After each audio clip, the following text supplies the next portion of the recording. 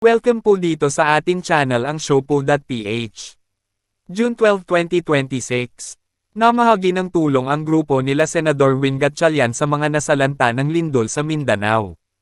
Ayon kay Senador Mig Zubiri, sinabi ni Senador Mig Zubiri na nagkakaisa ang mga senador mula sa majority at minority bloc sa pagtulong sa mga biktima ng lindol sa Mindanao. Binigyang diin ni Zubiri na isinasantabi ng mga mambabatas ang kanilang mga pagkakaiba sa politika upang suportahan ang mga hakbang para sa agarang ayuda, rehabilitasyon, at muling pagtatayo ng mga apektadong komunidad. Now, of course, nakikiramay po kami na condolences sa inyong mga biktima. Aniyami karon para makatabang kaninyo. We're here, we brought the chairman of the Finance Committee because long-term ang among tabang. Ang tulong po natin gusto natin ibigay long-term.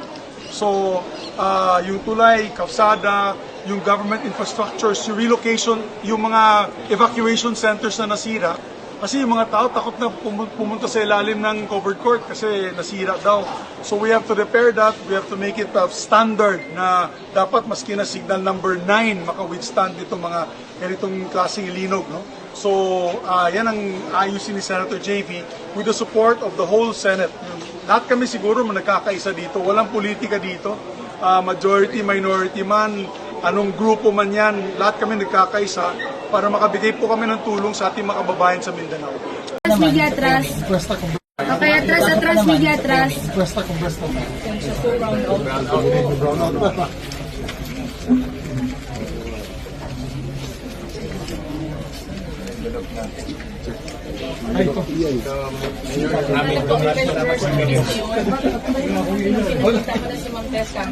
Yung treasurer namin po. Ito, galing to sa Pwede okay ni Gam. Ayaw din niyang huwakan yung kaso.